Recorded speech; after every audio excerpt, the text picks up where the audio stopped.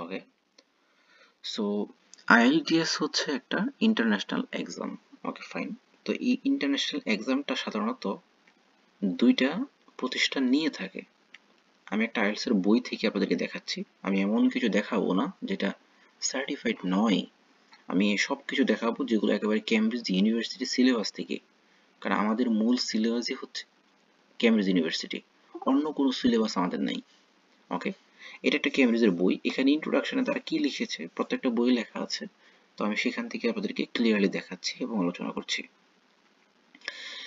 বলতেছে কি যে অনেক কিছু আছে, আমি স্কিপ করে যাচ্ছি। আচ্ছা, IELTS is jointly managed by British Council IDP, Australia and Cambridge university assessment. বুঝতেই পারছেন, IELTS হচ্ছে এমন একটা পরীক্ষা যেটা আসলে সাধারণত ব্রিটিশ কাউন্সিল এবং আইডিবি থেকে নেওয়া হয়। তাদের দায়িত্বে বা তাদের মনিটরে এই পরীক্ষাটা মানে কি বলে অনুষ্ঠিত হয়। Okay fine. তার মানে আপনি প্রথমে বুঝে গেলেন আপনাকে হয় আইডিবিতে পরীক্ষা দিতে হবে, না হয় ব্রিটিশ কাউন্সিলে পরীক্ষা দিতে হবে। এখন একটা কমন প্রশ্ন আসে যে আমি কি আইডিপি পরীক্ষা দিব না ব্রিটিশ কাউন্সিলে পরীক্ষা দিব। সাধারণত আইডিপি এবং ব্রিটিশ কাউন্সিলের সুবিধা অসুবিধাটা কি, এটা আমার স্টুডেন্টরা অনেকেই জানে না। আমি বলে দিচ্ছি। ব্রিটিশ কাউন্সিলে পরীক্ষা দেওয়ার সিস্টেম হলো, এখানে পরীক্ষাটা খুব মানে স্টুডেন্ট ফ্রেন্ডলি এবং খুব সহজ কিছু জিনিস আছে। যেমন ওদের হেল্পলাইন আছে। ওদের হেল্পলাইনে ফোন করলে, যেমন ধরেন আমি যখন পরীক্ষা দিয়েছিলাম এবং পরে আমার স্টুডেন্টরা পরীক্ষা দিয়েছে, আপনি একটু অসুস্থ হয়ে গেলেন পরীক্ষার আগে, একটা অ্যাক্সিডেন্ট হলো, আল্লাহ না করুক যে কোনো কিছু হতে পারে, তো তখন ব্রিটিশ কাউন্সিলে ইমার্জেন্সিতে ফোন দিলে ওরা অনেক সময় ফ্রিতেই পরীক্ষার ডেট চেঞ্জ করে দেয়। কখনো কখনো এক্সট্রা ফি নেয়, কিন্তু আপনার যদি লজিক্যাল এক্সপ্লেনেশন থাকে তাহলে ওরা ব্রিটিশ কাউন্সিল আপনার পরীক্ষার ডেট ফ্রিতে চেঞ্জ করে দিবে। নাম্বার একটা সুবিধা। ওদের হেল্পলাইন আছে, ইমেল ওদেরকে পাওয়া যায়, সেন্টারগুলো অ্যাভেলেবল, ফি সেম। আইডিপিতে যা ফি দিবেন ব্রিটিশ কাউন্সিলে ফি সেম। ওকে, আরেকটা হচ্ছে ব্রিটিশ কাউন্সিলের সাধারণত মার্কিং ক্রাইটেরিয়াটা একটু মানে এটা কথিত আছে যে একটু ডিফিকাল্ট, আসলে ওরকম কিছু না, এটা গুজবের মতো আর কি। তো আপনি ভালো করলে ব্রিটিশ কাউন্সিলেও ভালো হবে, খারাপ করলে আইডিবিতেও খারাপ হবে। আচ্ছা, আইডিবির অসুবিধাটা কি? আইডিবির অসুবিধাটা হচ্ছে সেন্টারগুলো অ্যাভেলেবল না, নাম্বার ওয়ান। নাম্বার টু হচ্ছে ওরা স্পিকিংটা সাধারণত অফলাইনে নিয়ে থাকে। কখনো কখনো বলা হয় যে আইডিবিতে স্পিকিং একটু ভালো স্কোর দেওয়া হয়। আমি গুজবটা বলছি, কিন্তু এই ধরনের কথার কোনো ভিত্তি নেই। গুজব এই জন্যই বলছি যে এই তথ্যগুলো আপনারা পরীক্ষা দিতে গেলে আপনাদের কানে আসবে। আচ্ছা, আইডিবিতে ওইরকম হেল্পলাইন নেই। আমি যখন পরীক্ষা দিয়েছি তখন ছিল না। ইমেল করতে হইতো, অফিসে গিয়ে যোগাযোগ করতে হইতো, পরীক্ষা চেঞ্জ করতে হলে নানা ডকুমেন্ট জমা দিতে হইতো, বিভিন্ন ধরনের হ্যাসেল। ব্রিটিশ কাউন্সিলে আরেকটা সুবিধা হচ্ছে আপনি এনআইডি কার্ড দিয়েও পরীক্ষা দিতে পারবেন, পাসপোর্টটা ম্যান্ডেটরি না।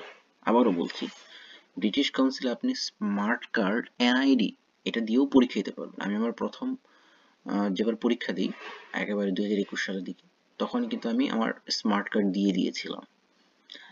তো স্মার্ট কার্ড যাদের পাসপোর্ট নাই চাইলে স্মার্ট কার্ড দিয়েও ব্রিটিশ কাউন্সিলে পরীক্ষা দিতে পারবেন, কিন্তু আইডিপিতে সেই সুবিধাটা পাবেন না।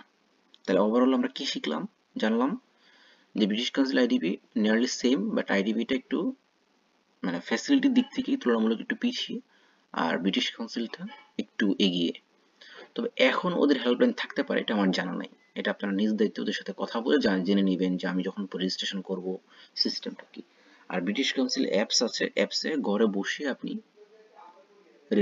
করতে পারবেন, রেজিস্ট্রেশন করতে পারবেন, আপনার তেমন কোনো প্রবলেম হবে না, এবং বিকাশে পেমেন্টও করা যায়। ওকে, এই ছিল আইডিপি ভার্সেস ব্রিটিশ। আচ্ছা, আইএলটিএস দুই ধরনের পরীক্ষা, একটা হচ্ছে একাডেমিক, যারা পড়াশোনার জন্য বিদেশ আসতে চান, লাইক মাস্টার্স, অনার্স, ঠিক আছে, প্রফেশনাল কোনো কাজ, পিএইচডি, হাবিজাবি, এইটার জন্য আপনি যদি বিদেশ আসতে চান সেক্ষেত্রে আপনার একাডেমিক। ওকে, আচ্ছা, এখন আসি যে জেনারেল ট্রেনিংটা কাদের জন্য। আমি সংক্ষেপে বলে যাচ্ছি, আপনারা চাইলে পরে পড়ে নিতে পারেন।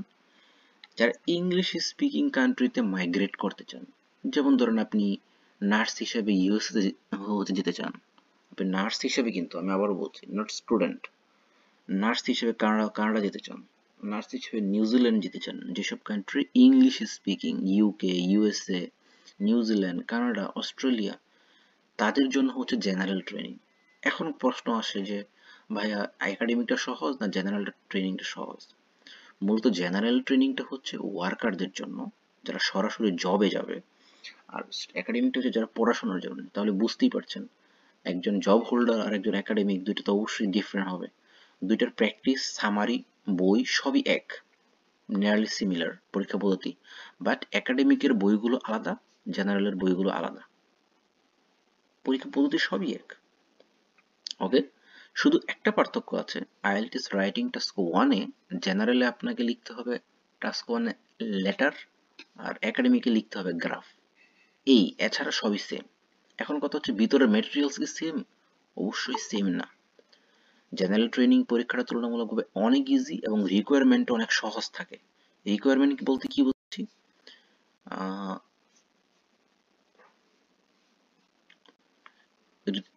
রিকোয়ারমেন্ট বলতে বোঝাচ্ছি আপনি যখন নার্স হিসেবে, জব হোল্ডার হিসেবে, কেয়ার গিভিং হোল্ডারে বিদেশে যাবেন, ইউকে, অস্ট্রেলিয়া, তখন আপনার রিকোয়ারমেন্ট কিন্তু 6.5 থাকবে না।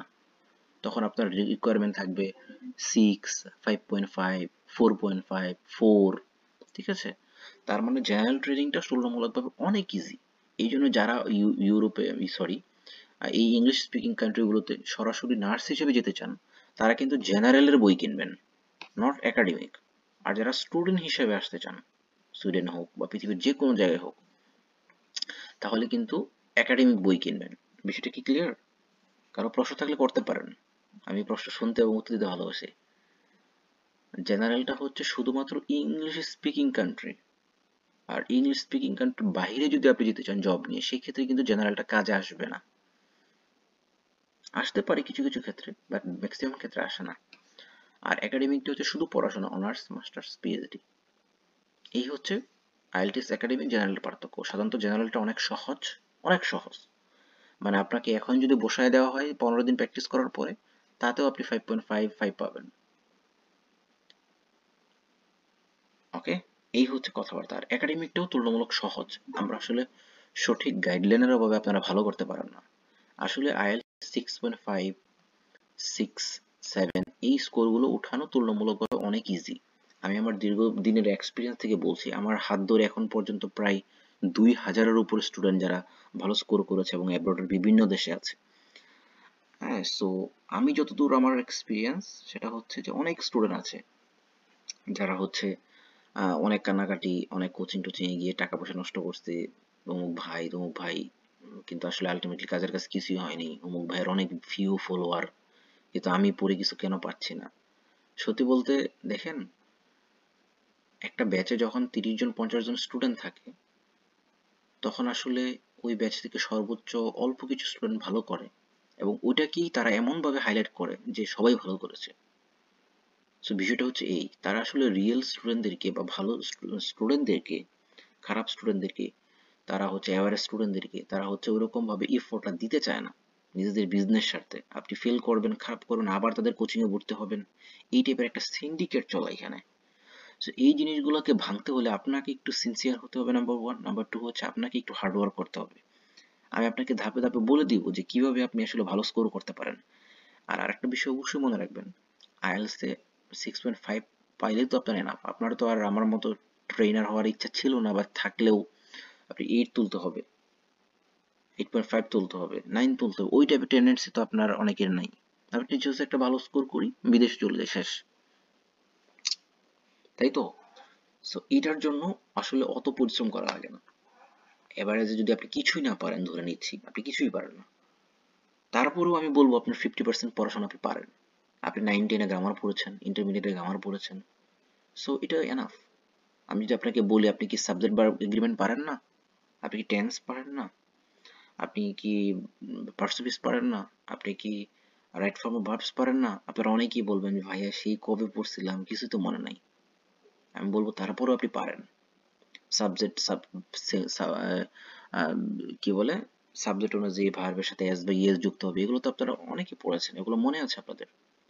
এখন আপনার কাজ কি তাহলে, এই বেসিক গ্রামারটাকে জাস্ট একটু ঝালাই করে নেওয়া, একটু রিভিশন দেওয়া এবং আইএলটিএস প্র্যাকটিস করা, আর কিছু না। এটার জন্য আপনাকে মানে কারি কারি টাকা খরচ করে কোর্স করতে হবে, এখানে ওখানে দৌড়াতে হবে, বিষয়টা এরকম না। এটা একটা নোংরা, মানে ডার্টি বিজনেস।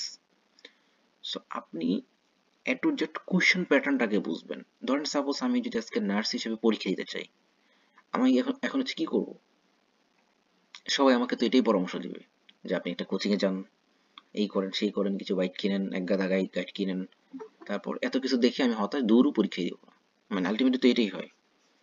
আইএলটিএস এর ক্ষেত্রে সেম। আপনি যখন চিন্তা করবেন যে আমি পরীক্ষা দিব, তো সেক্ষেত্রে আপনাকে আগে কোয়েশ্চেন প্যাটার্ন জানতে হবে যে আমি যে পরীক্ষাটা দিচ্ছি এই পরীক্ষার সিস্টেমটা কি, পদ্ধতিটা কি, আমি কিভাবে ভালো করতে পারি, কোথায় আমার জন্য কমফোর্ট জোন আছে। আচ্ছা, চলেন আমরা পরের ডিসকাশনে যাই। এখন আসি আমরা আইএলটিএস পরীক্ষা পদ্ধতি। এটা জানা খুবই জরুরি এবং অনেক স্টুডেন্ট আছে আমি দেখেছি যারা একবার পরীক্ষা দিয়ে ভালো করতে পারে না। এর কারণ হচ্ছে পরীক্ষা পদ্ধতিটা না বোঝা। বিভিন্ন কোচিং বা বিভিন্ন লোকজন বারবার জয়েন করছে ওনারা।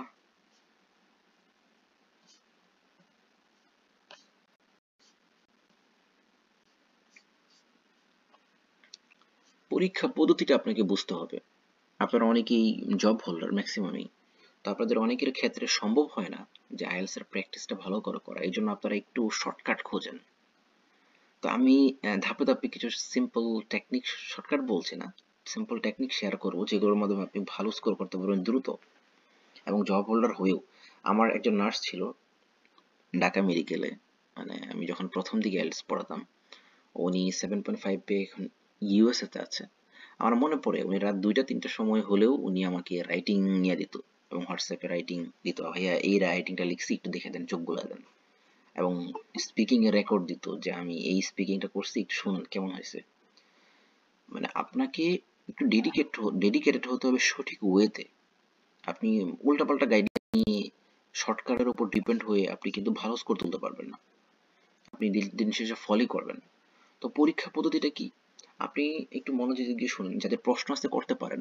আমি প্রশ্ন নেব, কথা বন্ধ করে হলেও প্রশ্ন নেব, আপনারা করতে পারেন, তাহলে আপনার আইডিয়াটা ক্লিয়ার হবে এবং একজনের প্রশ্নের মধ্যে অন্যদের কোশ্চেন থাকলেও সেটা ক্লিয়ার হয়ে যাবে। আচ্ছা, আইএলটিএস পরীক্ষা রেজিস্ট্রেশন সাধারণত মানুষজন 2-3 মাস আগে করে, যাতে পরীক্ষাটা ভালো করে সিরিয়াসলি পড়াশোনা হয়। আপনি চাইলে 1 সপ্তাহ আগেও রেজিস্ট্রেশন করে পরীক্ষা দিতে পারবেন। ওকে, তো প্রথমে আপনাকে কি হবে, একটা লিসেনিং টেস্ট হবে। আপনাকে 1.5-2 ঘন্টা আগে তারা ভিতরে, অফিসের ভিতরে হচ্ছে ঢুকায় নিবে, এক্সাম সেন্টারের ভিতরে কিছু চেক টেক করবে, ছবি টবি তুলবে, নাম টাম, পাসপোর্ট বা স্মার্ট কার্ডের চেক টেক করে আপনার লিসেনিং টেস্ট হবে। কানের মধ্যে একটা হেডফোন লাগাই দিবে, আপনি একটা হেডফোনটা ভালো করে চেক করবেন ঠিক আছে কিনা সাউন্ড। ওকে, লিসেনিংটা সাধারণত 30 মিনিট হয়। 30 মিনিট কানে একটা হেডফোন লাগানো, সামনে আপনার একটা কোশ্চেন দেওয়া, কোশ্চেন পেপার দেওয়া, 4টা পার্ট থাকবে, 40টা আইটেম থাকবে, মানে 40টা কোশ্চেন থাকবে। এই কোশ্চেনগুলো কি কি ধরনের হতে পারে? এমসিকিউ, গ্যাপ ফিলিং, ম্যাচিং, এই টাইপের বিভিন্ন প্রশ্ন হতে পারে। আপনাকে 30 মিনিটের মধ্যে এইগুলো শোনানো হবে। শোনানোর পর অতিরিক্ত 10 মিনিট সময় দিবে, এটার মধ্যে আপনাকে এই আনসারগুলো লিখতে হবে। এখন আমাকে প্রশ্ন উত্তর দেন, আপনি যদি, আপনাকে কিন্তু একবারই শোনানো হবে, আপনি যদি এই কোয়েশ্চেনগুলো আপনার খাতায় লিখতে যান, তাহলে একবার প্রশ্ন দেখবেন আর একবার খাতায় দেখবেন, এটা কিন্তু সম্ভব না। সম্ভব? আপনি নিশ্চিত ভুল করবেন। এই জন্য আমার টেকনিক হলো, যখন আপনি কোশ্চেনগুলো শুনবেন, কোশ্চেনের মধ্যেই পেন্সিল দিয়ে আনসারটা হচ্ছে লিখে ফেলবেন। লিখে ফেলে কি হবে, পরে শেষে যখন 10 মিনিট দিবে তখন কোশ্চেন থেকে আনসারে মানে ট্রান্সফার করবেন, ঝামেলা শেষ। আর যখন আমরা লিসেনিং ক্লাস নিব তখন ইন ডিটেলস আরো কথা বলবো। আচ্ছা, তো এই ক্ষেত্রে মনোযোগ ধরে রাখাটা খুব ডিফিকাল্ট। অনেকে মন ভুলে যায় বা কোন কোশ্চেনগুলো সহজ কোনগুলো কঠিন এভারেজ এটা বুঝতে পারে না। সাধারণত স্পিকিং পার্ট, লিসেনিং পার্ট 1, 4 এবং 2 এই 3টা পার্ট সবচেয়ে সহজ। আমি ইন শর্টে বলছি, আমার স্টুডেন্টরা, আপনারা চেষ্টা করবেন পার্ট 1-এ 10-এ 10 অ্যাটলিস্ট, এটা খুবই সহজ, আমি আপনাকে প্র্যাকটিস করাবো ইন ডিটেলসে এবং আমার চ্যানেলেও ক্লাস দিতে পারবেন। পার্ট 2-তে অ্যাটলিস্ট 10 থেকে 8-9, পার্ট 3-তে অ্যাটলিস্ট 9-10। তাহলে কত হলো? আপনি আউট অফ 30-তে কিন্তু প্রথমেই 27 পেয়ে গেলেন এই 3টা পার্টে। বাকি থাকে পার্ট 3। পার্ট 3টা ম্যাচিং, এমসিকিউ একটু জটিল থাকে, এখানে আপনি 5 তোলেন, 5 পাওয়া সহজ, 6 তোলেন, তাহলে দেখেন আপনার কিন্তু এই যে এই 30, এই 27 আর সাথে 5-6 যোগ হলে কিন্তু তো 32-33 হয়ে যাচ্ছে, আপনার 7.5 ইজিলি হয়ে যাচ্ছে। আপনার 7.5, আপনার স্কোরটা 7.5 কিন্তু খুব সুন্দরভাবে সহজে হয়ে যাচ্ছে। সো এই দিক থেকে আপনি আপনার পরীক্ষার প্রস্তুতিটা হচ্ছে নিতে পারেন। এটা হচ্ছে সবচেয়ে সহজ ওয়ে। এখন এই 27-28 পাওয়াটা আরো কিভাবে সহজ আমি আমার পরবর্তী ক্লাসগুলোতে বিস্তারিত কথা বলবো। আচ্ছা, পরের টপিকে যাই আমরা।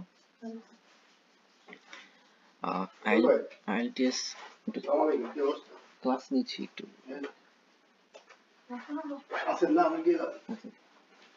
দুপুরে আমি দিব।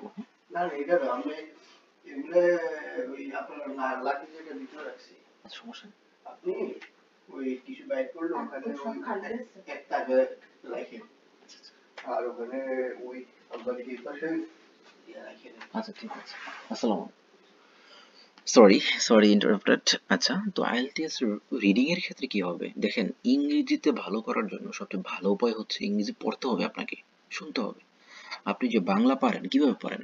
আমি যদি আপনাকে বাংলা গ্রামার জিজ্ঞাসা করি আপনারা কিন্তু অনেকেই পারবেন, এবার আমিও পারবো না, কিন্তু তারপর আমরা বাংলাতে কথা বলতেছি লিখতেছি কিভাবে?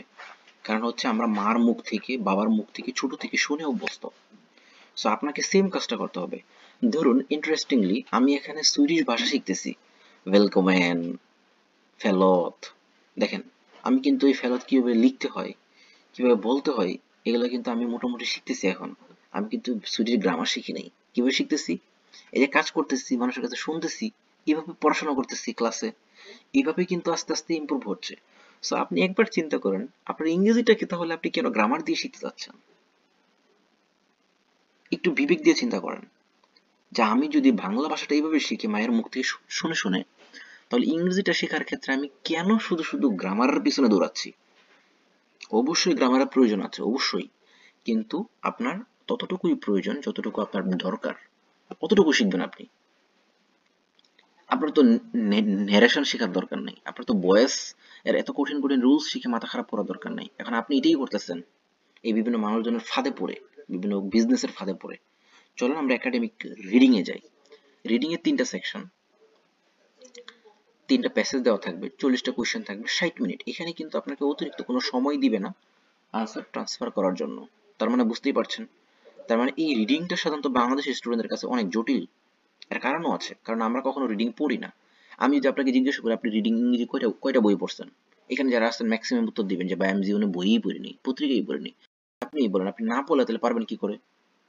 তার মানে আপনাকে টেকনিকে যেতে হবে যাতে দ্রুত পারা যায়। স্কিল তো ভাই সহজে অর্জন হয় না, একটু পরিশ্রম তো করতেই হবে। আমাকে এই জন্য অনেকের পছন্দ না, কারণ আমি একটু পড়াশোনা করতে বলি, পরিশ্রম করতে বলি। আর আমি যখন বিজ্ঞাপন দিতাম যে 10 মিনিটের রিডিং সমাধান, দেখবেন ভিউ এরও অভাব নেই আর আপনার মানুষজনের অভাব নেই। মনে রাখবেন, শর্টকাটে কখনো সফলতা হয় না, সেটাও স্থায়ী হয় না। আপনাকে অবশ্যই শর্টকাট তৈরি করতে হবে, কিন্তু আপনার নিজের লেভেলটাকে ইমপ্রুভ করতে হবে। ওকে, 3টা প্যাসেজ থাকবে, বিভিন্ন প্রশ্ন থাকবে, ট্রু ফলস, গ্যাপ ফিলিং, হ্যাঁ, তারপরে ম্যাচিং, তারপরে statement matching, information matching, name matching. দেখেন, এই প্রশ্নগুলো করার বিভিন্ন টেকনিক আছে, কিভাবে দ্রুত পারা যায়, কিভাবে সংক্ষেপে অল্প সময়ে ভালো করা যায়, কিভাবে পরিশ্রম করে ভালো করা যায়। আচ্ছা, আমি যদি আপনাকে এখন প্রশ্ন করি, আমাকে যদি শুনতে পারেন, আপনারা মাঝে মাঝে প্রশ্ন করবেন, তাহলে আমি বুঝবো আপনারা শুনতেছেন। আমি যদি আপনাদেরকে এখন প্রশ্ন করি, আমি আমি অন্য কিছু শিখবো না, শুধু নার্স হিসেবে ইনজেকশন দেওয়াটা শিখবো, তাহলে তো আমার কোর্স করার দরকার নেই। আমার 2, 3, 4 বছরের 5 বছরের আমি জানি না, সরি, ডিপ্লোমা করার বা কোর্স করার দরকার নাই তো। আমি শুধু ইনজেকশন দেওয়াটা শিখবো। আমার প্রশ্ন হচ্ছে ওটাই, আপনি যখন আইএলস এ যাবেন তখন আপনার প্রবলেম কি আছে আপনি ওইটা নিয়ে কাজ করেন, তখনই কিন্তু আপনার স্কোরটা দ্রুত ইমপ্রুভ হবে, আপনার দ্রুত ইমপ্রুভ হবে।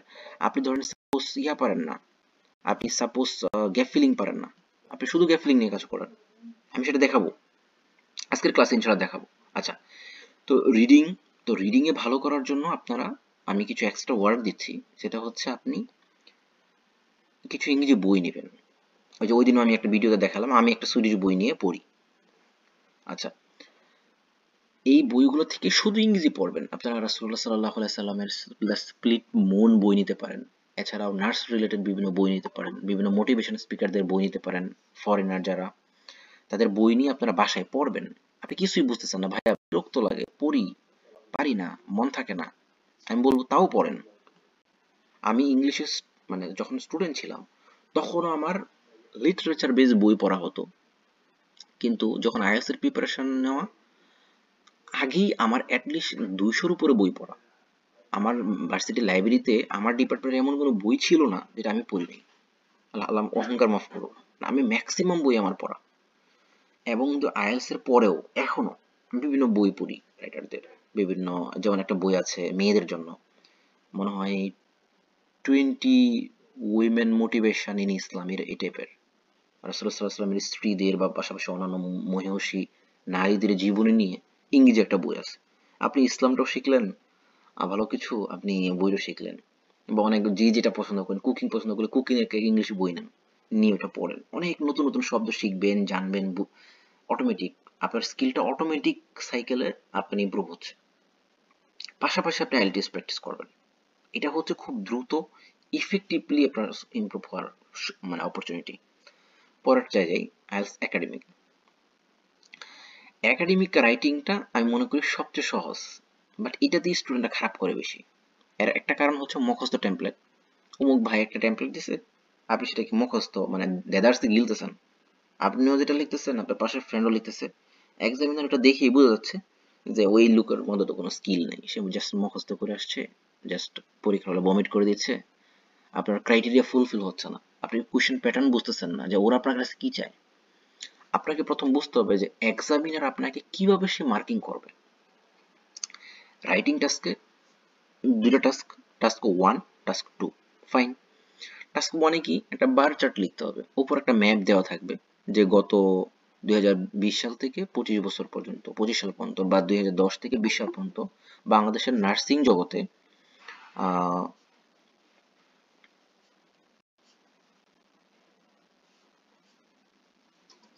আপনাকে একটা গ্রাফ দিয়েছে যে নার্সিং এর 10 সাল থেকে 24 সাল পর্যন্ত, করোনা সহ এই সময় নার্সিং এর কত পার্সেন্ট জব আপনার ফাঁকা হয়েছে, এটার একটা গ্রাফ দিল। ধরেন এরকম একটা গ্রাফ দিল, এরকম একটা গ্রাফ দিল, বিভিন্ন নাম্বার দেওয়া থাকবে। এখানে ধরেন 10 আছে, এখানে 20 আছে, এখানে 30 আছে, এখানে 50 আছে, কখনো বাড়ছে কখনো কমছে। এখানে ধরেন 5 আছে, এখানে 7 আছে। ধরুন আমি জাস্ট এক্সাম্পল দিচ্ছি আপনাকে। এখন আপনাকে বলবে যে এই গ্রাফটা তুমি দেখতে পাচ্ছ, এটা তুমি এক্সপ্লেন করো। এখন এই গ্রাফ লেখার কিছু সিস্টেম আছে, কিছু টেন্স আছে, এগুলো গ্রাফে ইউজ করা যাবে না। যেমন কন্টিনিউয়াস টেন্স, এটা গ্রাফে ইউজ করা যাবে না। আমি এমনও পাইছি, আল্লাহ মাফ করুক, আইএলটিএস এর টিচার সে নিজেই জানে না যে এখানে মানে টেন্স কন্টিনিউয়াস ইউজ করতে হয় না। সো বুঝতেই পারছেন কেমন ধরনের মানে এক্সপিরিয়েন্স। অনেকেই আছে এরকম। আপনাকে এই সিস্টেমটাকে দেখতে হবে যে কি টেন্স ইউজ করা যাবে। আপনার যখন টেকনিকটা ঠিক থাকবে, প্রসেসটা ঠিক থাকবে, কি করা যাবে কি করা যাবে না এটা যখন আপনি জানবেন, তখন দেখবেন এখানে স্কোর করা জাস্ট ডাল ভাত। আমি 3টার বেশি ক্লাস আইএলটিএস রাইটিং টাস্ক 1 এ হচ্ছে নেই না। এমনও ব্যাচ আছে জাস্ট 2টা ক্লাস, একটা ক্লাস করায় দিছি, এরপর তারা ঠিকই এই টাস্ক 1 এ অনেক ভালো করেছে। আরেকটা বিষয় গুরুত্বপূর্ণ, সেটা হচ্ছে এই রাইটিংটা আবার মার্কিং ক্রাইটেরিয়াটা একটু অন্যরকম। আপনাদের সবার কাছে মনে হয় না যে রাইটিং টাস্কে যেহেতু 2টা টাস্ক, মাগো কত কঠিন। আসলে বিষয়টা এরকম না। বিষয়টা হচ্ছে রাইটিং টাস্ক 2 তে মার্কিং ক্রাইটেরিয়া টাস্ক 1 এ হচ্ছে 30%। এটা হচ্ছে মাত্র 150 ওয়ার্ডের মতো লিখতে হয় মিনিমাম, 170 থেকে 150 ওয়ার্ড। এর বেশি লিখলেও হয় কিন্তু না লিখাই ভালো, যত বেশি লিখবেন ভুল তত বেশি, দরকার কি আপনি মিনিমাম ক্রাইটেরিয়া ফলো করেন, 160-65 রাখেন না। আর রাইটিং টাস্ক 2 তে হচ্ছে 70% এর উপর মার্ক, কোনো কোনো রাইটার বলেছে 77% মার্ক। আচ্ছা 70%, আচ্ছা এখন বলেন তো তাহলে আমার গুরুত্বপূর্ণ বিষয় কোনটা? অবশ্যই রাইটিং টাস্ক 2। এই জন্য রাইটিং টাস্ক 2 তে আপনাকে বেশি গুরুত্ব দিতে হবে। আমি আপনাকে এমন কিছু টেমপ্লেট দিব, শেয়ার করেছি এবং ভিডিও দিয়েছি, এই টেমপ্লেটগুলো আপনারা দুইজন বন্ধু পাশাপাশি বসে ইউজ করবেন, দেখবেন দুজনের লেখা সম্পূর্ণ ডিফারেন্ট হয়ে যাবে। যদি আমার টেমপ্লেটটা আপনি দেখেন ভালো করে বা ক্লাসটা ভালো করে বুঝতে পারেন। কারণ আমি অবলিক অবলিক দিয়ে দিয়েছি। ধরেন সাপোজ এখানে দিয়েছি আমি হেল্প, একই টেমপ্লেট, এখানে দিচ্ছি অ্যাসিস্ট। এখন আপনার দুই বন্ধু যদি টেমপ্লেটটা ইউজ করেন, কেউ হেল্প ইউজ করবেন, কেউ অ্যাসিস্ট ইউজ করবেন, এত রাইটার কিন্তু এক্সামিনার কিন্তু কখনো বুঝতে পারবে না যে দুইজন কি সেম ইউজ করেছেন কিনা। কিন্তু আমি যদি টেমপ্লেটে শুধু হেল্প দিতাম, তাহলে আপনিও হেল্প, আপনার পাশের জন্য হেল্প, আমার আগের স্টুডেন্টও হেল্প, এখনকার স্টুডেন্ট হেল্প, তখন কিন্তু স্কোরটা ভালো আসে না। তখন রাইটার বুঝে যায়, এক্সামিনার বুঝে যায় যে তো হেল্প ছাড়া কিছু পারে না। আচ্ছা, তো রাইটিং টেস্ট 2 তে ভালো করার জন্য আপনার কাজ হচ্ছে, সংক্ষেপে বলছি, আপনাকে রাইটিং টেস্ট 2 তে একটা টেমপ্লেট নেবেন, আমার দেওয়া যে টেমপ্লেটগুলো বা অন্য কোনো টিচারের ভালো টেমপ্লেট নিয়ে আপনি সেই টেমপ্লেটগুলো অ্যাপ্লাই করবেন। আপনি প্রতিদিন লিখবেন, অ্যাটলিস্ট 20 থেকে 30টা এসে আপনাকে লিখতে হবে। আমি আপনাকে কথা দিচ্ছি, কোনো স্টুডেন্ট যদি 20 থেকে 30টার মতো এসে লিখতে পারে রাইটিং টেস্ট 2 তে আমার টেমপ্লেট অনুযায়ী, সে অ্যাট লিস্ট 6.5 এর নিচে পাবে না, কখনোই না, এটা সম্ভব না। আমার স্টুডেন্টরা কেউ আলহামদুলিল্লাহ এখনো পর্যন্ত রাইটিং এ খারাপ করে নাই, কারণ টেমপ্লেট গুলো যদি আপনি জাস্ট ইফেক্টিভলি ইউজ করতে পারলেই আপনি 6.5 পাবেন। এখন আপনার কথা হচ্ছে ভাই আমি আরো ভালো করতে চাই, সেক্ষেত্রে আপনাকে ভোকাবুলারি, কমপ্লেক্স সেন্টেন্স স্ট্রাকচার এবং লজিক্যাল অ্যারেঞ্জমেন্ট, সিকোয়েন্স, এগুলো ঠিক করতে হবে, তাহলেই আপনি 7+ একটা স্কোর ইজিলি তুলতে পারবেন। সো অলসতার জায়গা কোনটা, প্রবলেম কোনটা, আমরা লিখতে চাই না। প্রবলেম কোনটা, আমরা স্যাম্পল পড়ি না। মার্কারের যে 250+ যে আছে ওই বইটা আমি 3বার পড়ছি, মানে যখন আমি পরীক্ষা দিয়েছি তখন না, তখন দু একটা দেখে পরীক্ষা দিয়ে স্কোর করে ফেলছি, পরে যখন টিচার হিসেবে আসছি তখন আমি আরো বারবার এগুলো পড়তাম যে আসলে বইগুলো আসলে কি নিয়ে লেখে। দেখেন, আপনি যখন ভালো স্কোর করতে চাইবেন, আমি যদি আপনাকে এখন বলি আচ্ছা আপু আপনি ইন্টারনেটের সুবিধা অসুবিধা নিয়ে আমাকে একটু একটা এসে লেখেন, আমাদের যেহেতু রাইটিং টেস্ট 2 এটা আছে, advantage disadvantage, agree disagree, discuss আছে, তাই না, কজ এন্ড ইফেক্ট আছে। তা আমি যদি আপনাকে বলি চলুন আমরা একটা ফ্রাঙ্কলি ডিসকাশন করি যে নার্সদের জন্য ইন্টারনেট আসলে, নার্সরা আমরা জানি যে ইন্টারনেট, তথ্য প্রযুক্তি, মেশিন, বিভিন্ন কিছু। আচ্ছা, মোবাইল ইউজিংটা দিই আপনাদের জন্য সহজ হবে। নার্সরা জব টাইমে মোবাইল ইউজ করে, তো এটার সুবিধাটা কি অসুবিধাটা কি? বা ছাত্ররা যদি বলি, স্টুডেন্টরা হচ্ছে মোবাইল ইউজ করে ক্লাস টাইমে, তো সেক্ষেত্রে এটা সুবিধাটা কি অসুবিধা কি? আমাকে 3টা সুবিধার কথা বলেন এবং 3টা অসুবিধার কথা বলেন দ্রুত প্লিজ, বা একটা বলেন জান, একটা দিয়ে আমি বোঝাচ্ছি রাইটিংটা আসলে কিভাবে হয়। এনিওয়ান, একটা সুবিধা বলেন, মোবাইল ব্যবহারের সুবিধাটা কি?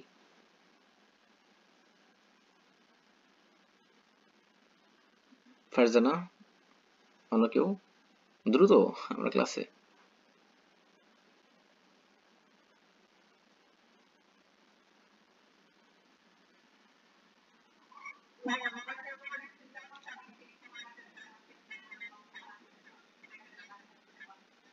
আচ্ছা, ফাইন, অসুবিধাটা কি?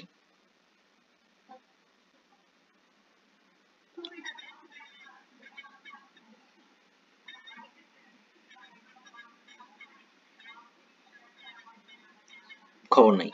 আচ্ছা, এখন চলে আসেন, thank you very much, thank you. আচ্ছা, এখন চলে আসেন যে আপনি বলতেছেন যে ভাই আপনি এত সহজ করে বোঝাচ্ছেন, আসলে কি এত সহজ? হ্যাঁ, আসলে এত সহজ। তাহলে চলেন এই জিনিসটা কি আমি আপনাকে রাইটিং এ দেখাই, কিভাবে হতে পারে। আপনার প্রশ্ন কি আসবে? আপনার প্রশ্ন আসবে যে what are the advantages and disadvantages of using mobile phone during class time or during, I mean, servicing in hospital or anywhere, মানে হাসপাতালে অথবা স্টুডেন্ট অবস্থায় ক্লাস টাইমে মোবাইল ব্যবহার করার সুবিধা অসুবিধা। এটা কিন্তু আপনার প্রশ্ন হয়ে গেল। এখন দেখেন আমি লিখতেছি, মানে 5.5 ব্যান্ডের স্কোরের আইএলটিএস হচ্ছে এসে লিখতেছি। আপনি লিখলেন ইউজিং অফ মোবাইল অ্যাডভান্টেজেস, মানে কিছু গ্রামার ভুল টুল আছে, আমি ইচ্ছা করে বলছি। মোবাইল ইউজ, ইন্টারনেট ফ্যাসিলিটি, বড় সুবিধা, অ্যাপস ফ্যাসিলিটি, অ্যানাদার ফ্যাসিলিটি, হ্যাঁ, and there are problem is more mobile addiction, this is the another problem. দেখেন এই যে আমি কথাগুলো বললাম ভেঙে ভেঙে, এইভাবে লিখলে আপনি জীবনেও 5.5, 4.5 এর উপরে পাবেন না। আপনাকে আইএলটিএস এর থ্রো এর ভিতর দিয়ে যেতে হবে, আইএলটিএস এর স্ট্রাকচারের ভিতর দিয়ে যেতে হবে। সেটা কিরকম? দেখেন সেম জিনিসটাই আমি আপনাকে বলছি, আমার টেমপ্লেট আছে, আমি টেমপ্লেট যাচ্ছি না এখন, আমি just simple example, short example. দেখেন, একটা ইন্ট্রোডাকশন দিলেন, দেওয়ার পরে আপনি মেইন বডি নিয়ে আমরা কথা বলছি।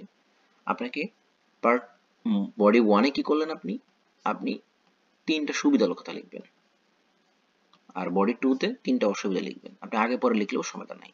তাহলে তিনটা সুবিধা আমরা কিভাবে লিখতে পারি? টু কমেন্টস উইথ, দেখেন যেখানে আপনি ফার্স্টলি লিখতেন 5.5 ব্যান্ডে, সেখানে আপনাকে টু কমেন্টস উইথ আসতে হবে। এখন আপনি বলতে পারেন যে ভাই এটি কিভাবে শিখবো, এটি কিভাবে মুখস্থ করবো? আপনি 2 দিন দেখে দেখে লিখেন, আমি এমনি আপনার মাথায় হচ্ছে ঢুকে যাবে। To commence with a lot of facilities and a vast majority of facilities a person বা a student get during his tenure, during his novices, বা during his apprentices, মানে আপনার শিক্ষানবিশ সময়ে আপনি যখন জব হোল্ডার হিসেবে আছেন তখন কি আমরা কি বলি যে ট্রেনশিপ বা ইন্টার্নশিপ বা এই টাইপের বলেন না, শিক্ষানবিশ। তো এই সময়ে একজন স্টুডেন্টের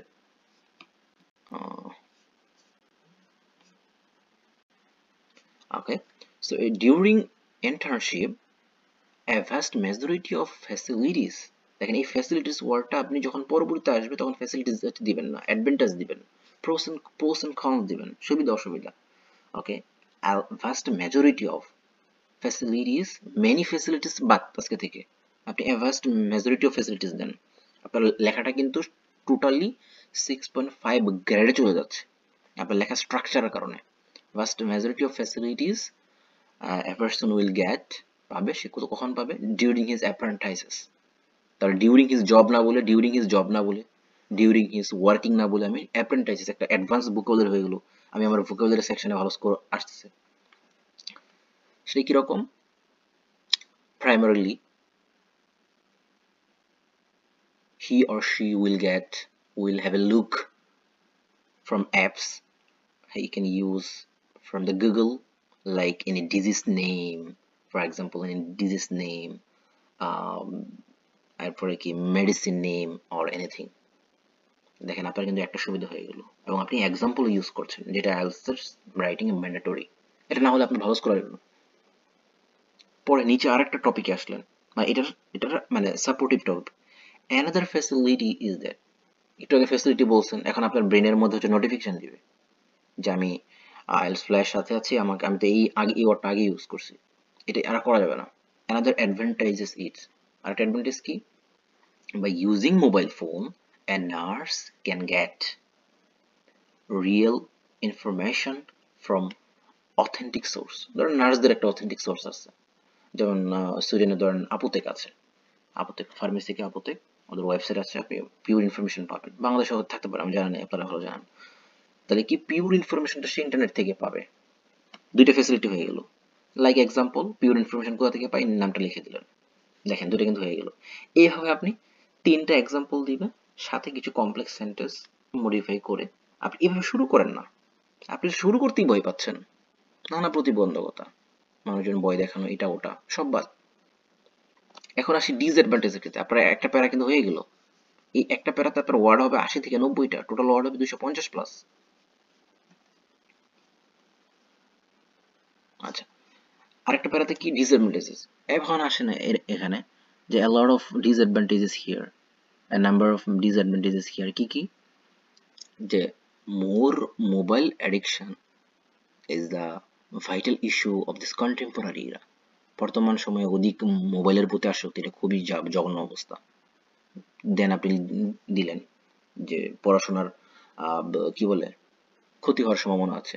এখন আপনি আরো দিতে পারেন যে another disadvantages is that fake information from internet, scam information। আপনি বলতে পারেন যে a fake link will provide some companies, বিভিন্ন কোম্পানি থেকে আপনাকে ফেক লিংক দিবে, যেটা ক্লিক করলে আপনার ইনফরমেশন সব চলে যাবে। আমি নিজে সুইডেনে এসে এটার অলরেডি শিকার। আমাকে অনলাইনে একটা লিংক দিয়েছে ইমেলে, আমি ক্লিক করেছি, আমার ব্যাংক ডিটেলস এগুলো সব ওরা হচ্ছে নিয়ে গেছে। আল্লাহর রহমতে আমার অ্যাকাউন্টে কোনো টাকা ছিল না, দ্রুত ব্যাংকে গিয়ে ওইটা চেঞ্জ করে, কার্ড চেঞ্জ করে সব ঠিকঠাক করছি। তো দেখেন এটাও কিন্তু একটা অসুবিধা, যে ইন্টারনেটের অতিরিক্ত অ্যাক্সেস দিলে, তাই না? তাহলে ফেক ইনফরমেশন, স্ক্যাম হতে পারে। আবার তাহলে কি মোবাইলের অতিরিক্ত আসক্তি হতে পারে। দেখেন আপনি একটা বলছেন, এখান থেকে টেনে টেনে দুইটা তিনটা মানে ডিসঅ্যাডভান্টেজেস কিন্তু বের হয়ে যাচ্ছে। এগুলো আপনাকে ধাপে ধাপে সাজিয়ে লিখতে হবে। এখন ফাইনালি যখন কনক্লুশন আসবেন, এখন আপনার সিদ্ধান্ত যে আপনি অ্যাডভান্টেজের পক্ষে লিখবেন না ডিসঅ্যাডভান্টেজের পক্ষে লিখবেন। সবচেয়ে ভালো স্কোর করার উপায় হচ্ছে দুইটার পক্ষে লেখা। যে আমরা জানি we know that a lot of facilities and advantages and disadvantages in internet, but we have to be careful about scam, কারণ ইন্টারনেট ছাড়াও তো আপনি কিছু করতে পারবেন না, তাই না? এখন কথা হচ্ছে এইভাবে যদি আপনি ইন্ট্রোডাক্ট কনক্লুশন লেখেন আপনার স্কোর জীবনেও 6.57 আসবে না।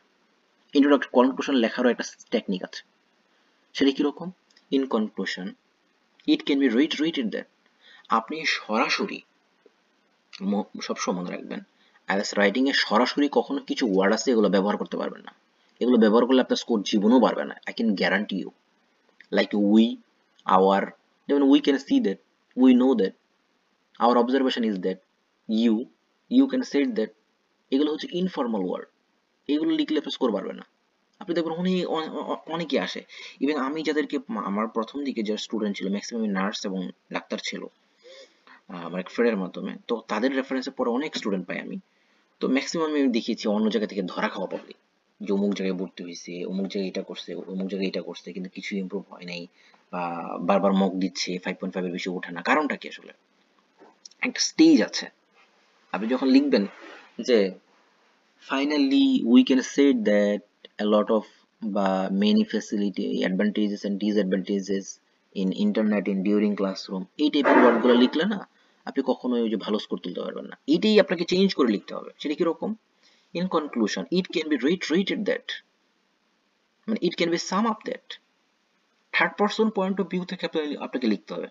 এখন দেখেন, এখন third person point of view থেকে যখনই আপনি লিখবেন, যেমন there is no facilities, there is no advantages, there এর ব্যবহার, it এর ব্যবহার, এখন তার মানে কি বলেন তো আপু? তার মানে হচ্ছে আপনাকে it কিভাবে ব্যবহার করতে হয়, there কিভাবে ব্যবহার করতে হয়, there এর পরে কখন is হয় কখন আর হয়, এই রুলসটা কিন্তু শিখতে হবে, না হলে তো আপনি লিখতে পারবেন না। সো গ্রামারও আপনি ততটুকু শিখবেন যতটুকু আপনার প্রয়োজন, এবং সেটা এক সপ্তাহেই যথেষ্ট। আমি টপিক দিয়ে দেবো যে এই টপিক আপনি একটু রিভিশন দেন এবং পাশাপাশি আইএলটিএস প্রিপারেশনটা কমপ্লিট করেন। So in conclusion it can B reiterated and numerous facility there are a numerous facilities using internet during novices or during job practice, and it can be good for a person who can be cautious, very cautious about using by when he or she use internet, specifically about scam, fake link, fake email and so on. আপনার conclusion কিন্তু হয়ে গেল, আপনি কিন্তু ব্যান্ডটা automatic আপনার 6.5 প্লাসে চলে যাবে। তখন এটাকে যখন আপনি আরো কমপ্লেক্সে হচ্ছে মডারেট করবেন, ভোকাবুলারি অ্যাড করবেন, তখন দেখবেন ইনশাআল্লাহ 7 প্লাস একটা স্কোরে আপনার এটা কি হবে, ট্রান্সফর্ম হবে। এবং প্র্যাকটিস করতে করতে হবে, একদিনই হয়ে যাবে না। এবং আপনাকে সিনোনিম শিখতে হবে, আমি সেখানে দেখাবো। এটা কোনো বই নিয়ে মুখস্থ করা না। আচ্ছা আপনারা আমাকে বলেন তো, আপনারা এই যে এত এত বই দেখেন, পিডিএফ, ভোকাবুলারি, এগুলো পড়ে কি কোনোদিন মুখস্থ করা সম্ভব? আমি একসময় বহুত বড় বড় মনে করেন ডিকশনারি মুখস্থ করা শুরু করতাম আব্বু আম্মুর চাপে, কিন্তু বড় হয়ে আসে বুঝলাম যে আসলে এগুলো ফেক। কোনো মানুষের পক্ষে এইভাবে ডিকশনারি মুখস্থ রাখা সম্ভব না।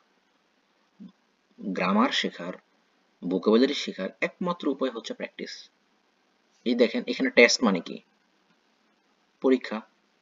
আপনি যখন দেখবেন একাডেমিক টেস্ট ফর্মেট, ধরেন টেস্ট শব্দের অর্থ আপনি জানেন না, তখন আপনি এই বাকি দুইটা ওয়ার্ডের মিনিং জানেন, আপনি একাডেমিক ফর্মেট জানেন, তখন টেস্ট আপনি অটোমেটিক বুঝবেন যে তার মানে এটা একটা পরীক্ষার কথা বলছে। এটা আপনি কোনোদিনও ভুলবেন না। কিন্তু আপনি যদি মুখস্থ করেন টেস্ট ইকুয়াল টু পরীক্ষা, test equal to exam, test equal to exam, এভাবে আপনি 10 মিনিট পর ঠিকই বলে দেবেন। সো আমার কথাটা হচ্ছে আপনি যাই পড়েন আপনাকে প্র্যাকটিসে থাকতে হবে। সিনোনিম প্র্যাকটিস, প্রচুর সিনোনিম জানতে হবে। শুধু এক হেল্প নিয়ে আপনারা আমাকে বলেন, হেল্প মানে সাহায্য করা, আপনারা সবাই জানেন। অ্যাসিস্ট মানে সাহায্য করা, জানেন না? অবশ্যই জানেন। এইড মানে সাহায্য করা, জানেন না? জানেন। কোঅপারেট মানে সাহায্য করা, জানেন না? দেখেন একটা ওয়ার্ডের 3টা 4টা সিনোনিম আপনি পারেন অলরেডি। বাট আইএলটিএস এর কথা হচ্ছে তুমি পারলেই হবে না, তোমাকে ইউজ করতে হবে, এবং সেটার কাজই হচ্ছে আইএলটিএস। আইএলটিএস পুরো মানেই হচ্ছে সিনোনিম প্যারাফ্রেজিং এর খেলা। আপনি এইখানে যদি জাস্ট প্র্যাকটিসটা দেখেন, ধরতে পারেন, আপনি নিজে একা একা চলবেন।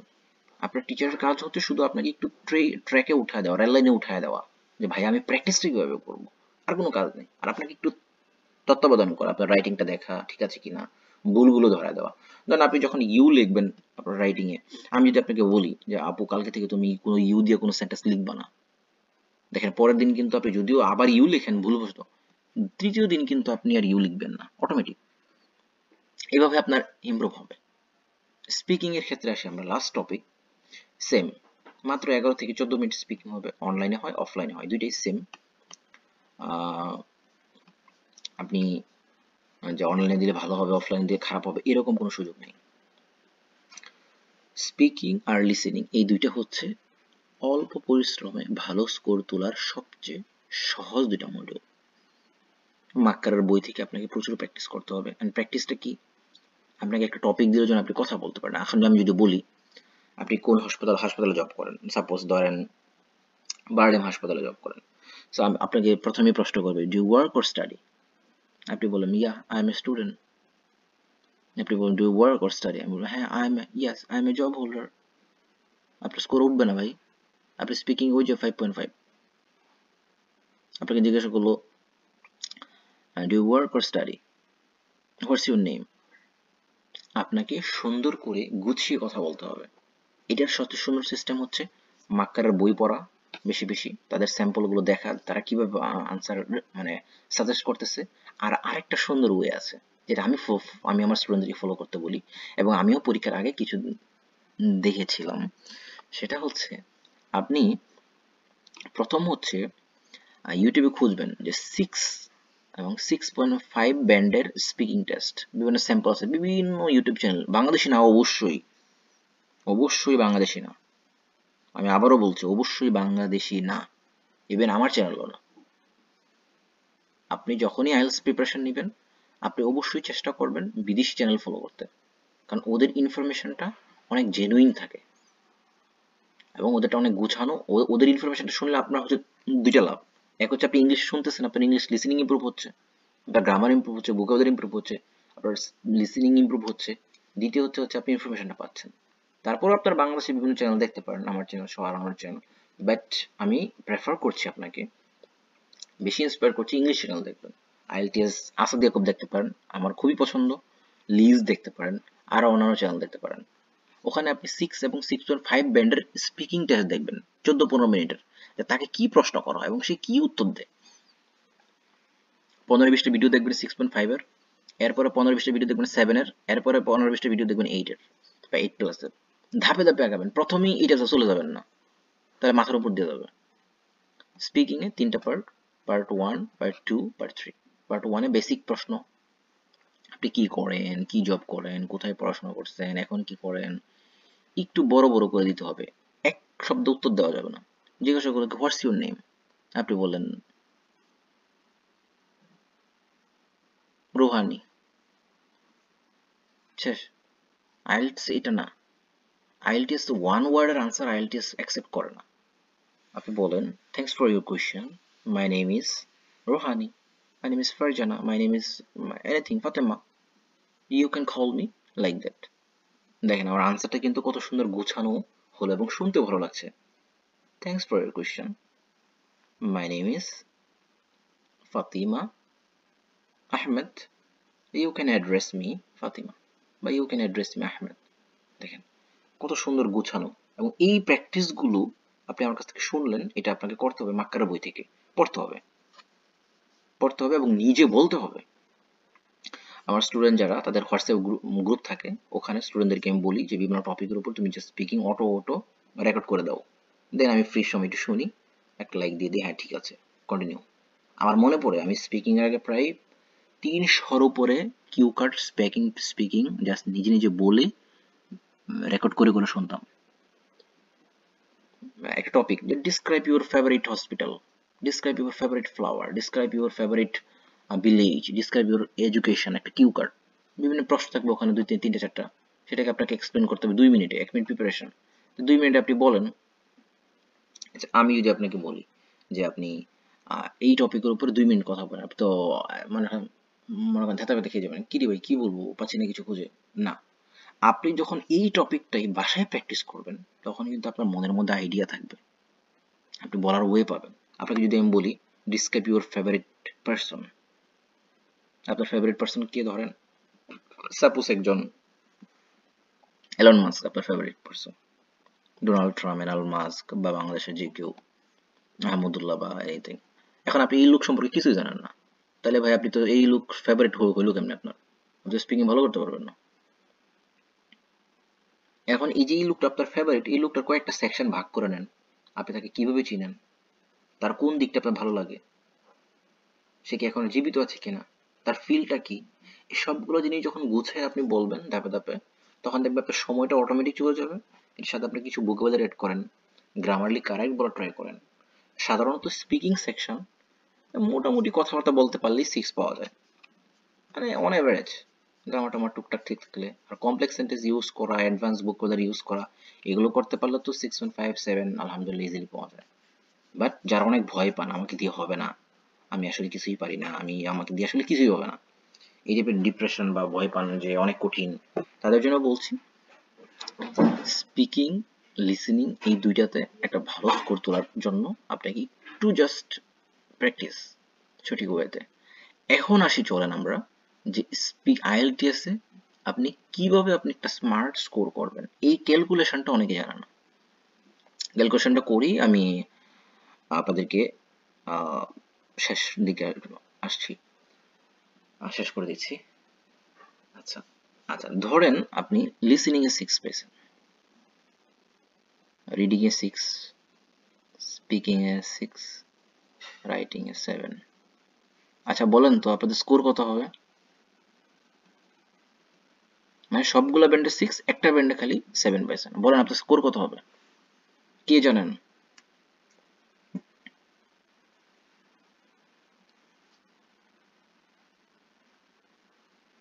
এনি গেস, আইডিয়া বলেন না, দ্রুত বলেন। হ্যাঁ, বুঝি নাই। 5 পয়েন্ট?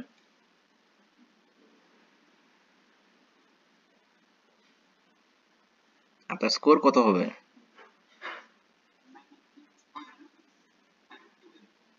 একজন বলেছেন মেবি 6.5, আর একজনটা বুঝতে পারিনি, দুঃখিত।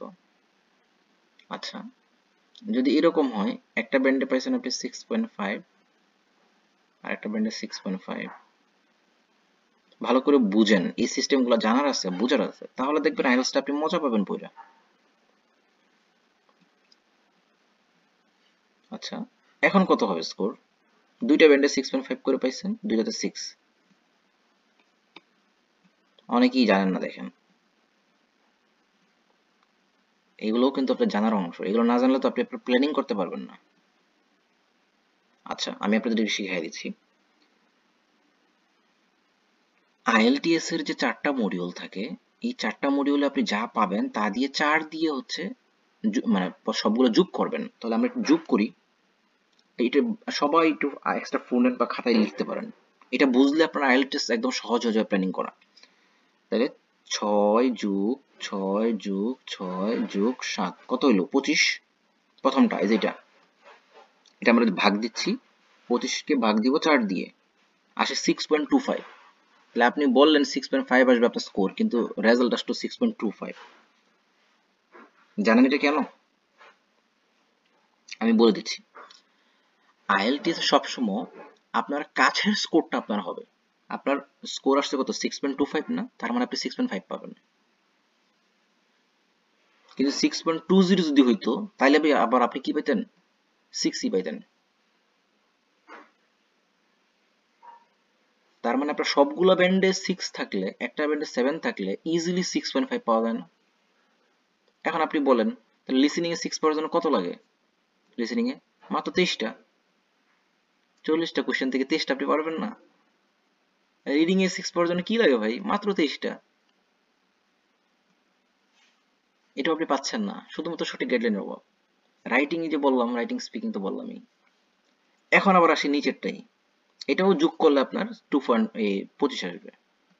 এই 25কে ভাগ দিলেও আপনার এই ঘুরে ঘুরে আপনার এই 6.5 আসবে। এই জন্য আমি সবসময় বলি যে 6.5 পাওয়া আসলেই সহজ। 6.5 পাওয়া আসলেই সহজ। আপনি 6.5 এখানে মাত্র 23 থেকে 27টা হলেই আপনার 6.5 চলে আসে রিডিং এবং লিসনিং এ। এটা হচ্ছে একটা স্মার্ট, আমি সবসময় বলি এটা একটা স্ট্যান্ডার্ড স্কোর, বিশেষ করে যারা এভারেজ স্টুডেন্ট বা একটু উইক বা জব হোল্ডার তাদের জন্য। 6.5 করে যোগ করলে 25, 6 দিয়ে ভাগ করলে 6.25, আপনার স্কোর আসবে 6.5। আবার ইন দ্য সেম ওয়ে যদি আপনার এখানে 6.75 আসে যোগ করার পরে, বা মানে ভাগ করার পরে, সব যোগ করে ভাগ করার পর, তাহলে কিন্তু আপনার স্কোর 6.50 আসবে না, তখন আপনার রেজাল্ট আসবে 7। আমি কি বুঝতে পারলাম? সো এই ক্যালকুলেশনটা মাথায় রাখবেন যে আমাকে কোনো ব্যান্ডেই যেন 6 এর নিচে না আসে। আর দুইটা ব্যান্ড নিবেন যে দুইটা আপনার কাছে ইজি মনে হয়, সেটা অবশ্যই লিসেনিং স্পিকিং হতে পারে বা অন্য কোনোটা হতে পারে, যে এই দুইটা ব্যান্ডে আমি অ্যাটলিস্ট 6.5 অথবা 7 তুলবো। তাহলে দেখবেন আপনার আইএলটিএস আপনার কাছে একদম বান্ধব এবং খুব ইজিলি ভালো স্কোর তুলতে পারবেন। তো এই ছিল মোটামুটি আইএলস নিয়ে কথাবার্তা। রিডিং এ আমি প্রশ্ন প্যাটার্ন, লিসেনিং, রাইটিং সবকিছু বলেছি। এই যে ইন ডিটেলস এখানে সবকিছু আছে। এই যে 150 ওয়ার্ডে লিখতে হবে মিনিমাম 40 মিনিট, 250 ওয়ার্ড লিখতে হবে। টাস্ক 1, টাস্ক 2 স্পিকিং, স্পিকিং এ 11 থেকে 14 মিনিট এখানে ইন ডিটেলসে দেওয়া আছে। আমি সংক্ষেপে আপনাদেরকে চেষ্টা করেছি। তো আপনাদের প্রশ্ন থাকলে করতে পারেন প্লিজ। লিসেনিং রিডিং এর বিভিন্ন দিক নির্দেশনা আছে, যে লোয়ার কেসে কি হবে, লোয়ার কেস লিখতে হবে, যেমন আপনি সবগুলো বড় হাতে লিখবেন অথবা সবগুলো ছোট হাতে লিখবেন। ছোট হাতে লিখতে গেলে আপনার মানুষের নাম, দেশের নাম প্রথম অক্ষর বড় হাতে দিতে হবে, ক্যাপিটালাইজেশনটা ফলো করতে হবে। ছোট ছোট রুলস আছে, এগুলো আপনারা প্র্যাকটিস শুরু করলে আপনারা ইনশাআল্লাহ এমনিতেই পারবেন। So please, if you have any question. আচ্ছা, এটা একটা লিসেনিং কোয়েশ্চেন, আমরা লিসেনিং কোয়েশ্চেনটা দেখাই আপনাকে। 1 থেকে 10 আমি কিভাবে প্র্যাকটিস করাই, আমার হাতে মানে ফোন থাকে, ফোন থেকে আমি হচ্ছে অডিও অন করি, অন করলে এইগুলো বলে। ঠিক আছে, ধরেন এটি আপনার একটা প্রশ্ন 1 থেকে 10 প্রশ্ন, তো এইখানে আপনাকে অডিওতে তারা বলবে, এটাকে ইয়া করতে হবে, ফিল আপ করতে হবে। এই যে এখানে আনসার লিখতে হবে, এখানে আনসার। আচ্ছা, এখানে একটা প্রশ্ন আমরা দেখি, 1 থেকে 10 প্রশ্ন আছে, এরপরে যে এমসিকিউ আছে। আচ্ছা, এরপরে আছে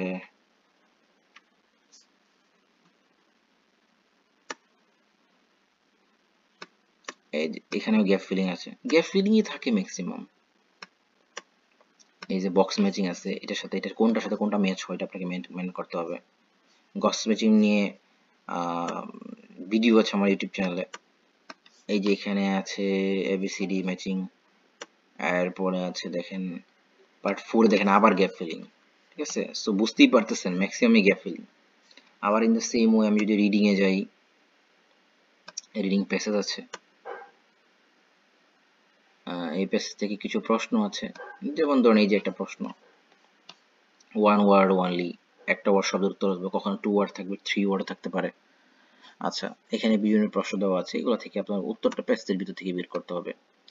আচ্ছা, এখানে দেখেন আমি আপনাদেরকে একটা কোশ্চেন সলভ করে দেখাই, কেমন এখান থেকে দেখেন 1 ওয়ার্ড অনলি। আপনি যখনই কোশ্চেন রিডিং এ সলভ করেন, যেহেতু রিডিংটা সবচেয়ে কঠিন, আমি আপনাদেরকে দেখাই দিচ্ছি। রিডিংটা যেহেতু সবচেয়ে কঠিন আপনাদের কাছে মনে হয়,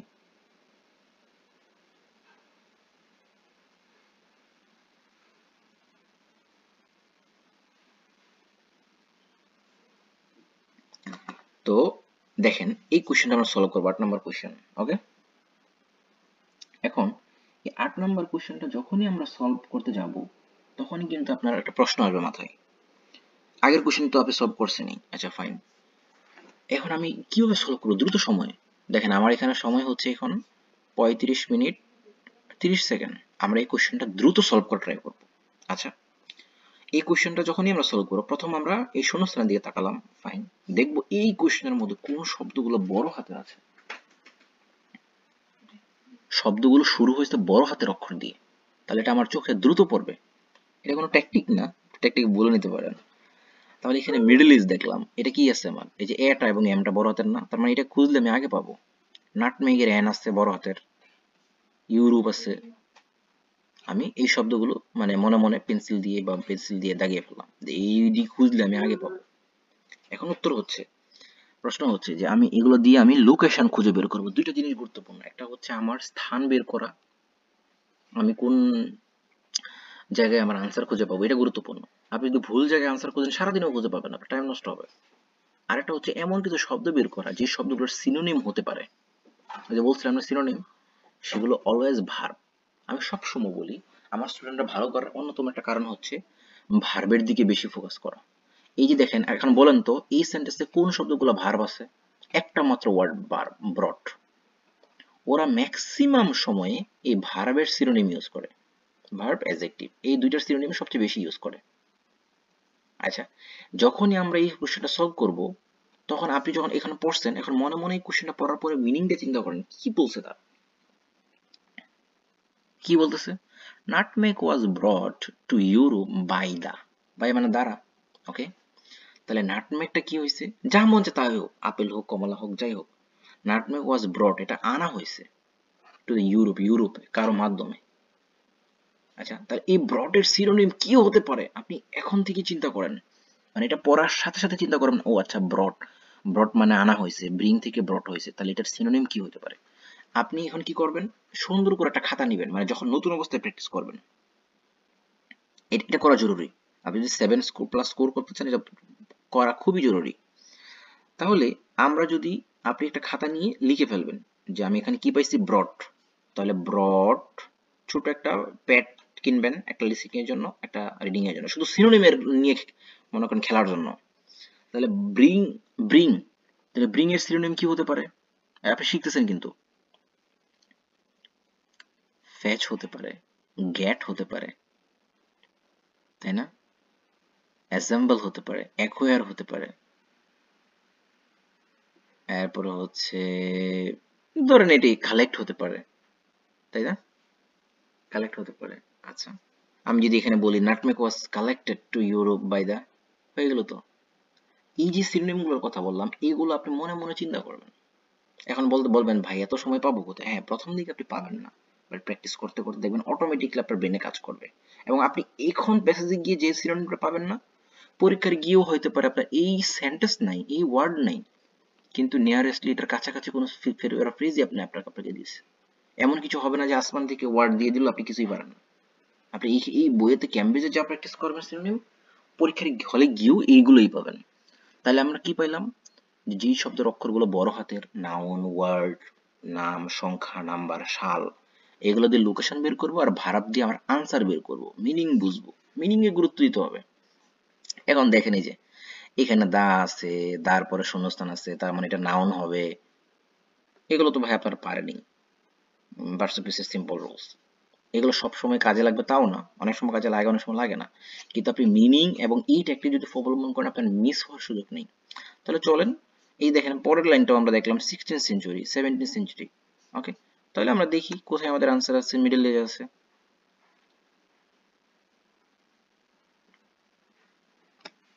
ওকে, আমাদের কোশ্চেনটা যেহেতু 8 নাম্বারে, তার মানে আমরা শুরুর দিকে গিয়ে একটু মাঝামাঝি থাকতে পারি। আচ্ছা, প্রথম প্যাসেজে আমি দেখি, এখন আমি যদি পড়ি, দেখেন এখন খুব সহজ সরল ছেলে পড়তেছি আমি, খুব খুঁজতেছি। The nutmeg tree, dot dot dot, large evergreen tree, native Southeast Asia, 18th century, it only grew. আচ্ছা, আপনারাই বলেন তো, আপনি একটু রেসপন্স করলে আমি খুবই খুশি হব ক্লাসের শেষ পর্যায়ে। আচ্ছা বলেন তো, এইভাবে যদি পড়ি, এই প্যাসেজ পড়তে কতক্ষণ লাগবে ভাই? আপনার 60 মিনিট সময়।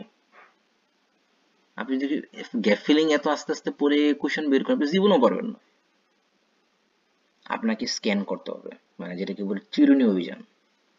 কোথায় মিডল এজ আছে, আপনি কোনো শব্দ মুখে উচ্চারণ করবেন, চোখ বুলাবেন। আমি আপনাদেরকে বোঝার জন্য বলছি।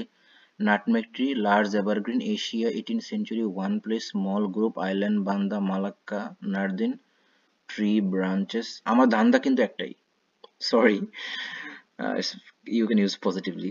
আমার সার্চিং একটাই, মিডল ইস্ট কোথায় আছে, ইউরোপ কোথায় আছে, তা আমি পাচ্ছি না, পড়বো কেন ভাই? Indonesia, tree, foliage, oval, flower, running, brown, aril, spice, nutmeg, dried seed. দেখেন পুরো প্যাসেজ আমার কয়েক সেকেন্ডে পড়া শেষ। নাটমেগ ইউরোপ নেই, নিচের প্যাসেজে যান। আর এটা আমি মুখে উচ্চারণ করলাম, আপনারা মুখে উচ্চারণ করবেন না, দ্রুত চোখ বুলা যাবেন। এই যে নাটমেগ, হাইলি, ইউরোপ, এই যে ইউরোপ পেয়ে গেছি, পেন্সিল মারেন, মিডল ইস্ট, আরে খুব মিডল ইস্টও পেয়ে গেছি, দুটোই পেয়ে গেছি। দ্যাট মিনস আমার আনসার আশেপাশে আছে। এখন আমার কাজ কি? এখন আমার কাজ হচ্ছে, আমি যেহেতু আমার লোকেশন পেয়ে গেছি, একটু সুন্দর করে ঠান্ডা মাথায় চোখ বুলায় পড়া, জাস্ট আপসা আপসা পড়ে যাওয়া,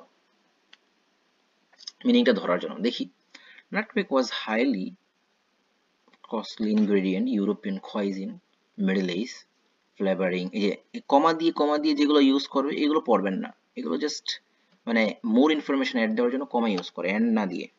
Throughout this period, the Arabs were exclusive importer of the spice to Europe. তাহলে ইউরোপে কারা পাঠাইছে?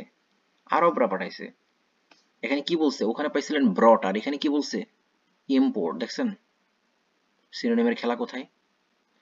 টু বি অনেস্ট, আপনি যদি এই ব্রটের সিনোনিম ইম্পোর্ট এটা যদি যত দ্রুত ধরতে পারবেন, যত দ্রুত বুঝবেন, আপনার রিডিং তত সহজ, আপনার লিসেনিং তত সহজ। তাহলে আমরা এখন আমার যদি পেট চলে আসে, তাহলে আমরা একটু বাংলায় বুঝিয়ে বলি। The Arabs were the exclusive importers of the spice to Europe. আরবরা ছিল ইম্পোর্টার। তাহলে আমরা যদি ইম্পোর্টটাকে এখানে ফেলে দিয়ে ব্রড বসাই দিই, Arabs were the exclusive মানে brought like that of spice to Europe. তাহলে আমরা চলে যাই প্যাসেজে, আরবরা করছিল। আমরা এখন কোশ্চেন আনসারে চলে যাই।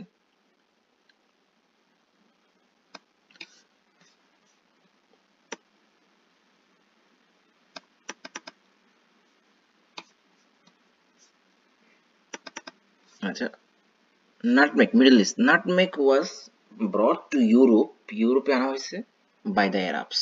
দেখছেন আমার আনসার কিন্তু হয়ে গেল আরবদের মাধ্যমে। এখন আপনার কাজ কি তাহলে? আপনার এক্সট্রা একটু কাজ হচ্ছে, আনসারটা যখনই বের করবেন বাসায় প্র্যাকটিস করবেন, ওই যে আপনার ছোট ছোট যে প্যাড আছে, নোট আছে, ওটার মধ্যে হচ্ছে লিখে ফেলেন। কি লিখবেন? যে ব্রট equal to import equal to বাংলায় আপনি লিখে ফেলেন, যেটার মানে হচ্ছে আনা, কোনো কিছু আনা, কোনো কিছু বহন করা বা আনা। সাথে আরো কয়েকটা লিখে ফেলেন, কালেক্ট, কালেক্টেড। দেখেন আপনি একই সাথে 4-5টা ওয়ার্ড কিন্তু শিখে গেলেন। পরীক্ষা হলে গিয়ে দেখবেন এই টাইপেরই আসবে এবং কমনও পাবেন আপনি। আপনি তখন হাসবেন, আরে ভাই এটা তো বাসায় প্র্যাকটিস করে আসছি। প্যাসেজ প্র্যাকটিস করেন না, কিন্তু ওয়ার্ড গুলো দেখবেন সিনোনিমাসলি ওরা এগুলোই ব্যবহার করবে। ইন দ্য সেম ওয়ে পরবর্তীগুলো যদি আপনি দেখেন, এই যে ডিজিজের কথা বলছে, আপনি ডিজিজ খুঁজবেন। এত বড় কোশ্চেন দেখে ভয় পাওয়ার কিছু নাই। ওমাগো এত বড় প্রশ্ন কিভাবে সলভ করবো? 17th সেঞ্চুরিতে একটা ডিজিজ গ্রিউ হয়েছে, nutmeg গ্রিউ। It was believe that effective against disease known as, এমন একটা ডিজিজ যেটা ছড়াই গেছিল, সেটার নাম কি নামে পরিচিত? তবে আগের কোশ্চেনটা যেখানে পাইছিলাম এটা সিকোয়েন্স মেনটেন করে আসে। চলেন আমরা এরপরে দেখি কোথায় আছে ডিজিজ। এটা আপনাদের দায়িত্ব, দেখি আপনারা পান কিনা।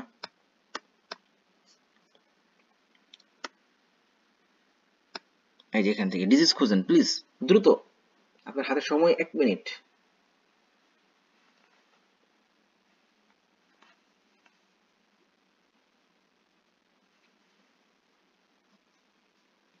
এখানে চোখ বোলান, এই যে এখানে ডিজিজ নিয়ে কিছু বলে নাই, বাট এরপর এখানে দেখেন ডেঞ্জার, কম্পিটিশন, গেইন, কন্ট্রোল, ডাচদের কথা বলা হয়েছে, nutmeg, Europe decided to fight back. এখানে কি ডিজিজ আছে? ট্রেডিং, বিজনেস নিয়ে বলা হয়েছে, এটাও বাদ।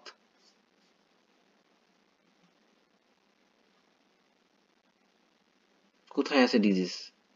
ডিজিজ বের করেন। 17th সেঞ্চুরির কথা বলছে, 17th সেঞ্চুরি শুরুই হয়েছে এখান থেকে।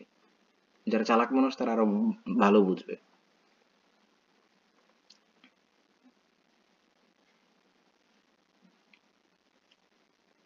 কেউ পারছেন না বের করতে? দ্রুত দেখেন না, একটু চোখ বোলান, চোখ বোলালেই পারবেন, কঠিন কিছু না।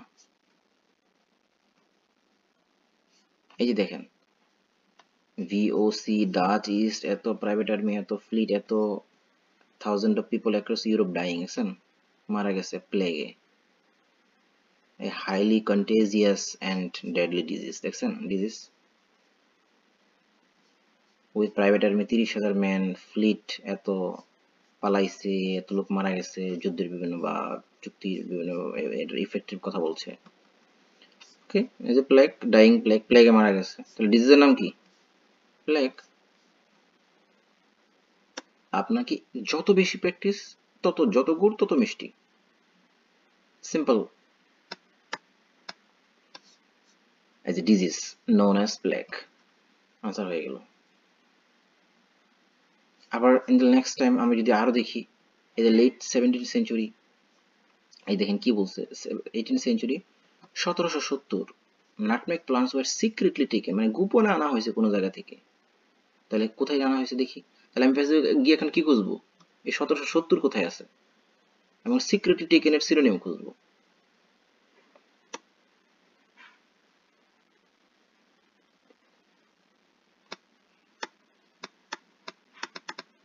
এই যে দেখেন 1770, আমি বাকি কিছু পড়বোই না ভাই, আমি 1770 যাবো সরাসরি। ফ্রেজম্যান অমুক সাকসেসফুলি স্মাগলড, এই যে দেখেন স্মাগল মানে কি, আমরা বলি না স্মাগলিং, স্মাগল মানে কোনো কিছু গোপনে আনা, সিক্রেট টেকেনের সিনোনিম লিখে ফেললাম খাতার মধ্যে, হচ্ছে নোটের মধ্যে, প্যাডের মধ্যে। এবং পরীক্ষার আগের রাতে, পরীক্ষার 2 দিন 3 দিন আগে আপনি তখন ওই সিনোনিম গুলো জাস্ট প্র্যাকটিস করবেন, যে কোনটার সিনোনিম আপনি পেজে কি কি পাইছিলেন, লিসেনিং এ কোনটার সিনোনিম কি পাইছিলেন, এনাফ। আপনি কনফার্ম ভালো স্কোর করবেন, কনফার্ম। আপনি ওই হাজার হাজার ভোকাবুলারি মুখস্থ করে তো এখানে পাবেন না, আর মনেও রাখতে পারবেন না, কোনটার সাথে কোনটা যাচ্ছে এটাও বুঝতে পারবেন না। এটা হচ্ছে পারফেক্ট ওয়ে। আমি এইভাবে করি, আমার স্টুডেন্টদের কিভাবে করাইছি, ভালো করতেছে আলহামদুলিল্লাহ, আপনারাও ভালো করবেন। Smuggle nutmeg plants to safely in Mauritius island off the coast of Africa. এখন আপনি যদি শুধু নাউন খুঁজেন, তাইলে কিন্তু আবার অনেকে শর্টকাট শেখায়, নাউন খুঁজো, অ্যাডভার্ব খুঁজো, আপনি পাবেন না কিন্তু। দেখেন আফ্রিকাটাও তো নাউন, মরিশাসও তো নাউন, তাহলে আপনার আনসার কোনটা হবে বলেন এখন? আপনি মিনিং এর দিকেও ফোকাস করতে হবে। নাটপ্যাক প্লান্টস স্মাগল হয়েছে টু সেফলি ইন মরিশাস, এবং কমা দিয়ে তারা অতিরিক্ত তথ্য দিচ্ছে যে আইল্যান্ড, এই মরিশাসটা হচ্ছে কোস্ট অফ আফ্রিকা, আফ্রিকার একটা দ্বীপ। যারা এই যে শুধু নাউন খুঁজে অ্যান্সারের, যে অন্য কিছু না পারলেই হবে, শুধু নাউন পারলেই আপনি খুঁজবেন, ভাই এত সহজ না। আপনি শুধু নাউন দিয়ে আইএলটিএস 7 পেয়ে যাবেন, ও মাই গড। তাহলে এত লক্ষ লক্ষ স্টুডেন্টরা আইএলটিএস খারাপ পড়ছে কেন? আপনাকে মিনিং এর দিকেও ফোকাস রাখতে হবে, কারণ আমাদের মাতৃভাষায় যখন আপনি একটা জিনিস ভালো বুঝবেন, তখন আপনার আইডিটা 100% ক্লিয়ার হবে। মরিশাস হচ্ছে আনসার, মরিশাস। ঠিক আছে, তাহলে আমরা এখানে নাউন অবশ্যই হবে, অবশ্যই পারবেন, কাজে লাগবে, কিন্তু সব জায়গায় আপনি এটা কাজে দিবে না।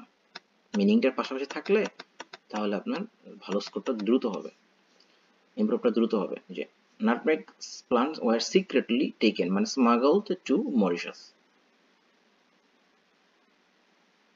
Clear? So I hope it's done. So what's your question please? আপনাদের কি কি প্রশ্ন আছে বলতে পারেন, আমি চেষ্টা করছি উত্তর দেওয়ার। কাইন্ডলি প্লিজ, আপনার কি